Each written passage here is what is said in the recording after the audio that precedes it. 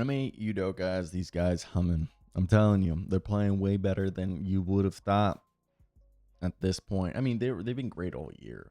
What are we trying to say? But I want to hear your thoughts. Do you got Jeff Green, Uncle Green? It feels like they played certain guys all year, and now they're like, yeah, we have all these veterans.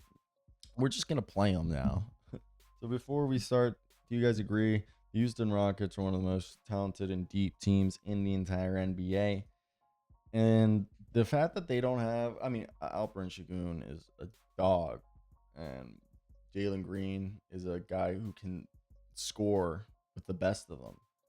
But what we're seeing is a team finally looking like dark horse contenders in a game where Jabari Smith, Dillon Brooks, Alperen Şengün, Amen Thompson, Jalen Green, Jason Tate, Jeff Green, Steven Adams, and Aaron Holiday were all part of the main rotation, which is wild because that didn't feel like it was the team that was playing for most of the seasons. But the Houston Rockets attack opponents with a balanced offense. They lock down the paint with relentless rebounding, and they showcased a formidable lineup that stretches from the starters to their bench. So before we start today's video, I want to hear the thoughts in the comment section. Like, subscribe, comment. They're currently 36-22, sit fifth in a very competitive Western Conference.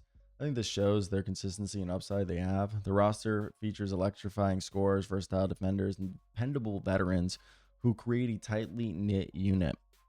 Jalen Green is the engine that drives the scoring of this offense. He's 22 points a night, and him hitting like 3 threes a game while playing 33 minutes, being able to push the tempo with that aggressive scoring mentality. He ranks among the league leaders in total field goal attempts and serves as a primary threat on the perimeter.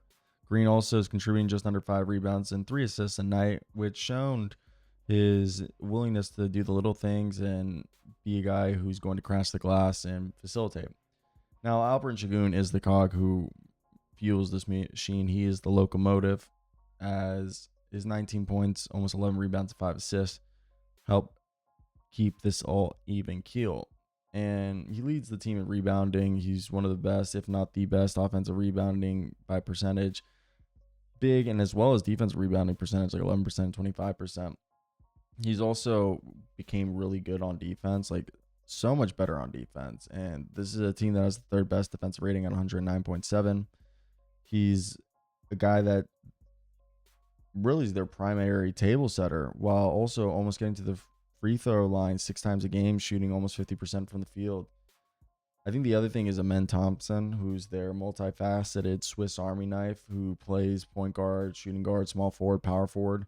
14 points, 8 rebounds, on almost 55% from the field. And he almost has 4 assists a game, pushing the pace in transition, getting fast breaks, while also leading the team in blocks with 1.5 blocks a game almost. He's a weak side rim protector. It's absurd. And he's averaging 6.1 win shares, which is crazy because he's frequently just getting the ball, starting a fast break, and either hitting a quick pass or just going to the rim and trying to finish.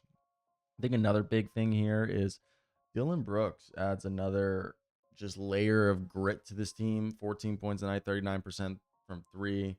Rarely turns the ball over. And his fact that he can guard 1 through 4 while also setting the tone for the physical play that Ime Udoka wants and being a kick-out option for Jalen Green or Alperen Şengün or Fred VanVleet, who Fred VanVleet is the table setter, the orchestrator of the offense at the point guard position.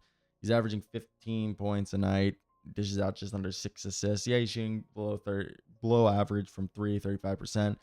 He's logged the most floor time on the Rockets this season, 35.5 minutes per contest. His experience, his championship pedigree, combined with a steal percentage of 2.2. I think his ability to run an offense or ignite a transition, he's also able to stabilize the team late in games. So I think that's a big thing for them.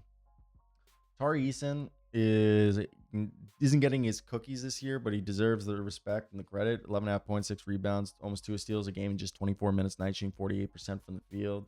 Another guy that in fast breaks, defensively, he's stopping them with his hands, his defensive hustle, and just playing well. Jabari Smith taking a bit of a step back scoring. I think they're just telling him, hey, shoot when you're open. 12 points, 6.5 boards, shooting 36% from 3. He's gotten better defensively. There's still flaws in his game, but nobody can be perfect. And then Cam Whitmore is averaging 9 points in about 17 minutes a night. He attacks the rim. He converts 41% of his shots, and he comes off the bench with this fearless microwave style, seeking out contact that I think is just so much fun to watch, especially if you're a basketball fan, because of what he's capable of doing. So Houston's front court depth stretches further with Steven Adams, 4 points and 5 rebounds in only 12 minutes, as he's a guy who's just a interior presence that battles for positions and physically imposes his will, and he's one of the best offensive rebounders in the league. Jock Landale is whenever Steven Adams can't play, 4 points, 3 rebounds in 10 minutes, 45% from the field. He's a guy who set hard screens, rolls effectively to the basket, and can spell for Şengün or Steven Adams. As of late, we mentioned it, Jeff Green, has been playing 51% from the field, 5.5 points in 12 minutes, and below average 3-point shot, but he's a really good defender, can guard basically 1 through 4. He's high basketball IQ. And then Jae'Sean Tate's just a guy who's going to make hustle plays, cut to the rim, guard ball handler. He's playing 12 minutes a night, 4 points, 2 rebounds. Pretty solid. And then Aaron Holiday had a great year last year. He's still shooting 35% from 3. And he's just a decent 3-and-D option off the bench. So to me, it's also funny that they have Cody Zeller on this team. He's just not playing. They're just like, cool. The Houston defense has held opponents to 108.8 points per contest, which is 5th best in the league. And I just think they do a good job of collectively just hustling. They have the 7th best net rating of almost +4. And they have their pace is actually the 11th worst with a 98.7. Ime Udoka has done a good job of just having this collaborative identity where they rely on multiple double-digit scorers. They have multiple active defenders. They have multiple productive contributors off the bench. So VanVleet, Brooks, Adams have infused experience into a core with a bunch of youthful standouts. I think the Houston Rockets have cultivated a complete team structure that prioritizes efficient ball movement and relentless competitiveness and flashes championship level potential. And as we said, they're 36-22. They're a team that can easily turn it around. And for the Houston Rockets, being able to position themselves as a legitimate playoff team that has elite defense, strong rebounding, versatile scoring, I think that shows how deeply talented a roster that is capable of various matchups as they're gelling under Ime Udoka's leadership, which I think their ceiling is super high, and this is why they're not trying to trade any of the players. So if the core of Green, Şengün, VanVleet, Brooks, and Thompson continues to develop, this team could be a dangerous dark horse contender in the Western Conference Final, at least to say in my humble opinion. So that's basically going to be it. My light died. I'm going to peace out. I'm back later with some draft stuff, but I hope you guys did enjoy it. Peace.